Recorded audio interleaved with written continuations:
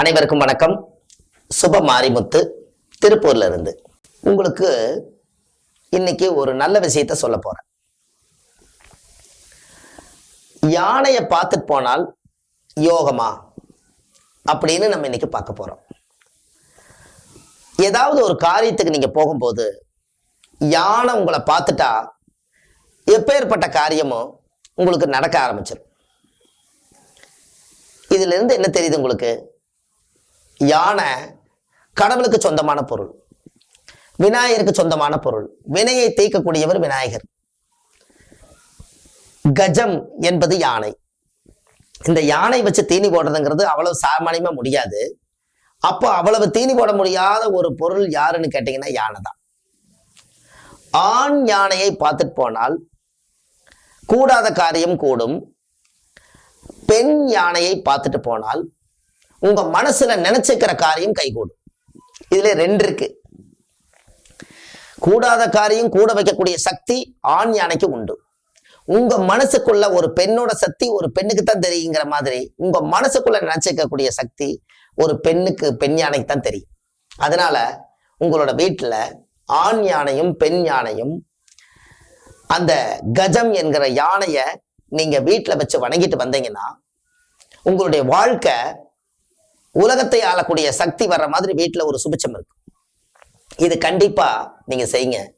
நீங்க எங்கேயாவது ஒரு வழி சகனம்னு சொல்லி போகும்போது ஐயோ என்ன நடக்குமோ ஏது நடக்குமோ எனக்கு தெரியலையே, இப்ப நான் போற காரியம் நடக்குமா நடக்காதான்னு உங்களுக்குள்ள ஒரு மனக்கவலை இருந்துச்சுன்னா ஏதாவது போற வழியில யானை பார்த்துட்டீங்கன்னா யானைக்கு ஒரு தட்சணை கொடுத்து ஒரு ஆசீர்வாதம் வாங்கி ஒரு வாழைப்பழம் வாங்கி கொடுத்துட்டு போங்க. அந்த காரியம் போய் வெற்றியோட திரும்பி வரும். அதனாலதான் ஆனை மேல போறவங்க கிட்ட சுண்ணாம்பு கேட்டதான் சொல்லுவாங்க. ஏன் அப்படி? அவரும் ஆனை மேல உட்காந்துருக்கிறாரு, அவருக்கு ஒரு யோகம், ஆனை மேல போயிட்டு உட்காந்துருக்கிறாரு.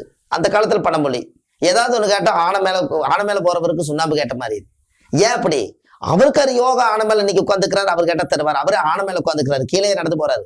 அப்ப ஆணைங்கிறது அந்த காலத்துல இந்த உலகத்திலேயே ஒரு தெய்வ வடிவத்துல ஒரு உலகத்துல பெரிய சக்தி. அது ஆனை வளர்த்துறவங்க அவங்க யோகங்கிறது கிடையாது. நம்மளுக்கு அந்த கண்ணுக்கு காட்சி கொடுத்தாருவாரு. அன்னைக்கு தெய்வமே வந்து காட்சி கொடுத்த மாதிரி, விநாயகரே வந்து காட்சி கொடுத்த மாதிரி.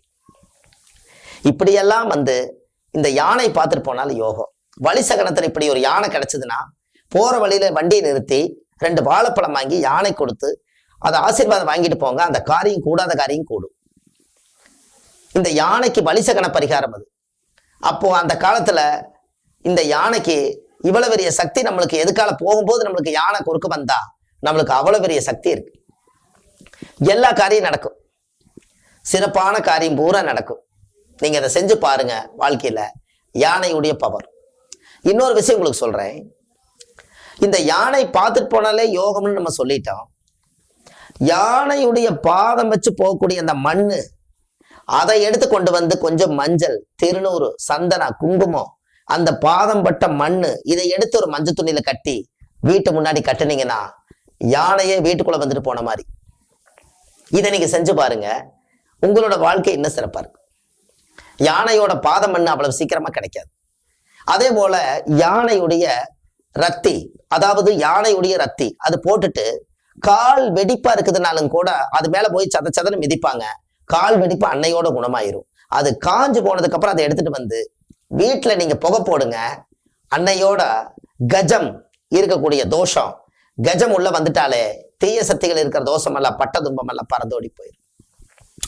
இது எல்லாமே உங்களுடைய ஜாதகத்துல முன்னோர்கள் அந்த காலத்துல எதையுமே வேஸ்ட் பண்ணல. எல்லாத்துக்கும் ஒரு பரிகாரம் வச்சிருக்காங்க. எல்லாமே குடும்பத்துக்கு தேவையானது எடுத்திருக்காங்க. ஒரு குழந்தை தொட்டில தூங்குதுன்னா இந்த யானையுடைய ரத்தி காஞ்சு போய் அதை புகை போட்ட அந்த குழந்தைக்கு உடம்புல இருக்கக்கூடிய அத்தனை துஷ்டங்களும் அத்தனை பீடப்பிணிகளும் எல்லாம் விலகி பிரமாதம் அந்த குழந்தை ஆரோக்கியமா பால் குடிச்சு நல்லா தூங்கும். இதெல்லாம் உங்க வாழ்க்கையில இது ஒரு அதிசயமான சில கருத்துக்கள். இந்த பரிகாரங்கள் நிறைய உங்களுக்கு இந்த பரிகாரங்களை சொல்லிக்கிட்டே வரேன். நீங்க இந்த பரிகாரத்தெல்லாம் நீங்க போய் பாருங்க. நிறைய மக்களுக்கு நிறைய உதவிகள். ஒவ்வொரு ஆராய்ச்சியிலேயும் ஒரு விஞ்ஞானம் பிறந்திருக்குது. அந்த விஞ்ஞானத்தை விஞ்ஞானமா மாத்தி இந்த உலகத்துக்கு இன்னைக்கு இது கொடுக்கறக்கு ஒரு சந்தர்ப்ப வாய்ப்பு. அதனால எல்லாத்துக்கும் இதெல்லாம் சப்ஸ்கிரைப் பண்ணுங்க, ஷேர் பண்ணுங்க. உங்களுடைய வாழ்க்கையில ஒரு பெரிய மாற்றங்கள் ஏற்படுத்தும். இப்படி எல்லாம் யானைன்னு எடுத்துட்டா அப்ப யானை கட்ட ஆசீர்வாதம் வாங்குறது இந்த பதிவை நீங்க பார்த்தவங்க அத்தனை பேருமே ஒரு இடத்துல அவசரமா போயிட்டு இருந்தா கூட வண்டி திருப்பிட்டு வந்து இந்த பதிவுல பார்த்து ஒரு ஆணகட்ட ஆசீர்வாதம் வாங்கினா போற காரியம் நடக்குன்னு சொன்னாங்களே, கண்டிப்பா நம்மளும் ஒரு ஆசீர்வாதம் வாங்கித்தான் போய் பார்க்கலாமே, நீங்க வாங்கி போய் பாருங்க. அந்த காரியம் நடந்துச்சுன்னா உங்களுக்கு இன்னும் கொஞ்சம் நம்பிக்கை ஏற்படும். இதெல்லாம் இயற்கையான செயல். கண்டிப்பா நீங்க செய்துட்டு வாங்க. உங்களுடைய வாழ்க்கையில ஒரு மிகப்பெரிய மாற்றம் ஏற்பட போகுது. அடுத்த பதிவில் உங்களை சந்திக்கிறேன். சுப மாரிமுத்து. நன்றி, வணக்கம்.